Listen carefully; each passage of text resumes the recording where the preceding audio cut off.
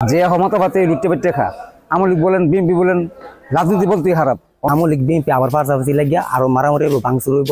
বাজারে 250 টাকা কিলো সিম, 220 টাকা কিলো এই যে টমেটো।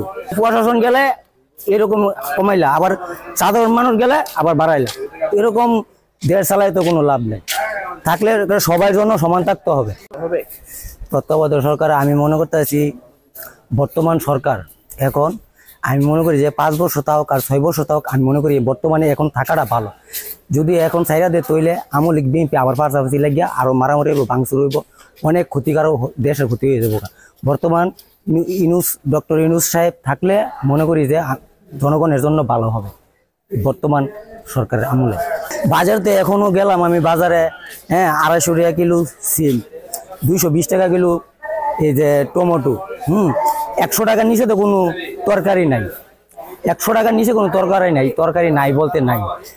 দেখছি যে ছাত্ররা গেছে, ছাত্ররা গেলে বাজার এরা কমাইলা, আবার যদি সাধারণ জনগণ যা এরা আবার ওই জায়গাতে নিয়ে যা মূল্যটা। ছাত্ররা গেলে 20 টাকা 50 টাকা কমাইলা, আর যখন মানুষ কিনতে যা তখন আবার ঠিকই বাড়াইলা। তো এটা এই দিন থেকে রাখতে দেওয়ার কোনো লাভ নেই। এরকম মানুষ বাস করে দেওয়ার কোনো লাভ নেই। এরকম এরা সিন্ডিকেট করে, যখন এরা যা প্রশাসন গেলে এরকম কমাইলা, আবার সাধারণ মানুষ গেলে আবার বাড়াইলা। এরকম দেশ চালায় তো কোনো লাভ নেই। থাকলে সবার জন্য সমান থাকতে হবে, আর না থাকলেও সবার জন্য বাড়তি থাকতে হবে। এরকম আমি আশা করি দেশে।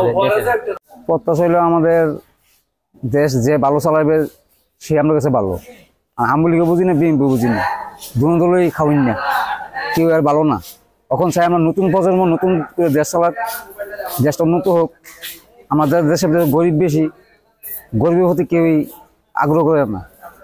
যে ক্ষমতা পাতে লুটতে পেটে খা আওয়ামী লীগ বলেন বিএনপি বলেন রাজনীতি বলতেই খারাপ। কারণ দেশটা নতুন করে আবার ভালো চাই আমরা, যাতে ভালো করে চলে, এই আমার বক্তব্য। আমরা গরিব মানুষ, ভালো করে জীবন বাঁচতে চাই। আশা করি মোটামুটি ভালো আসবে যদি সবাই একত্রে কাজ করে। যদি নতুন প্রজন্ম যদি ভালোভাবে কাজ করে তাহলে আশা করি দেশটা ভালো চলবে। তত্ত্বাবধায়ক সরকার আমরা এখন বর্তমান সরকারের নিকট এই প্রত্যাশা একটা সুন্দর একটা বাংলাদেশ তারা যাতে উপহার দিতে পারে, তাদের কাছে আমাদের এই প্রত্যাশা।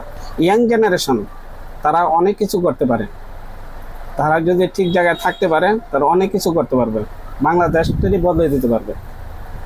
একটা সুন্দর বাংলাদেশ, আমরাও চাই একটা সুন্দর বাংলাদেশ হোক। কোটা বিরোধী যেটা, সেটা সর্বপ্রথম থেকে আমি এটার বিরুদ্ধে। কারণ অনেক জায়গাতে আমাদের দেশে ভালো ভালো ছেলেদের কোনো জায়গাতে চান্স পায় নাই, বা কিছু অসাধু লোক টাকার বিনিময়ে ওই জায়গাটা দখল করে রাখছিল। কিন্তু আমাদের যারা সাধারণ ছাত্র জনতা আছে তারা আমাদের সাথে আন্দোলনে যোগ হয়েছে। আমরা আনন্দ মিছিল করেছি। ছাত্রদের হাতে যেহেতু দেশ আসছে, আশা করি একটা নতুন সম্ভাবনাময় দেশ পাবো আমরা।